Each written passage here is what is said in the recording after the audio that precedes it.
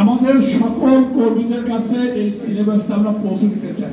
যশোরের অভয়নগর শ্রমজীবী মানুষের অংশগ্রহণে বাংলাদেশ শ্রমিক কল্যাণ ফেডারেশনের উদ্যোগে কর্মী সম্মেলন অনুষ্ঠিত হয়েছে। সোমবার বিকাল 4টায় নবরা মহিলা মহাবিদ্যালয়ে এ সম্মেলন শুরু হয়।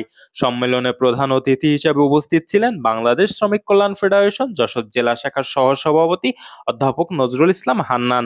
প্রধান আলোচক হিসেবে বক্তব্য রাখেন অভয়নগর উপজেলা শাখার প্রধান উপদেষ্টা অধ্যাপক সর্দার শরীফ হুসাইন।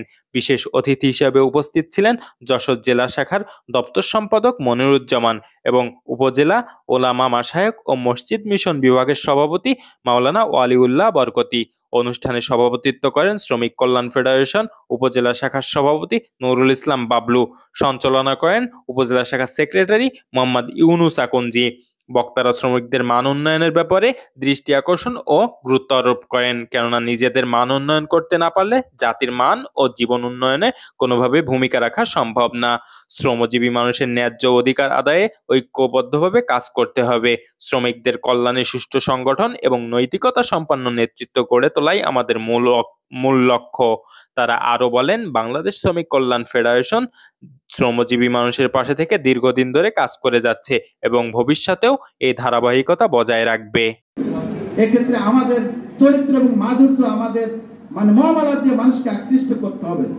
আল্লাহ বলতেছে, যদি কাউকে আমি দুনিয়ায় ক্ষমতা দিই, সে 4টি কাজ করবে।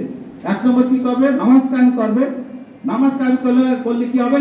ইন্না সালাতা তানহা আনিল ফাহশাই ওয়াল মুনকার। নিশ্চয় নামাজ সকল ফাহিশা বেয়া কাজ, ব্যক্তি থেকে সমাজ রাষ্ট্র পর্যন্ত সকল ফাহিশা বেয়া কাজকে নামাজ বন্ধ করে দেবে।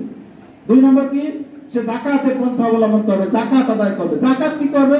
যাকাত মানুষের অভাব অনটন যা কিছু আছে সব কিছুকে একেবারে ধূলিসাৎ করে দিয়ে বলা হয়েছে, আর যাকাতু কুনতারুল ইসলাম। যাকাত হচ্ছে ইসলামের সেতুবন্ধন।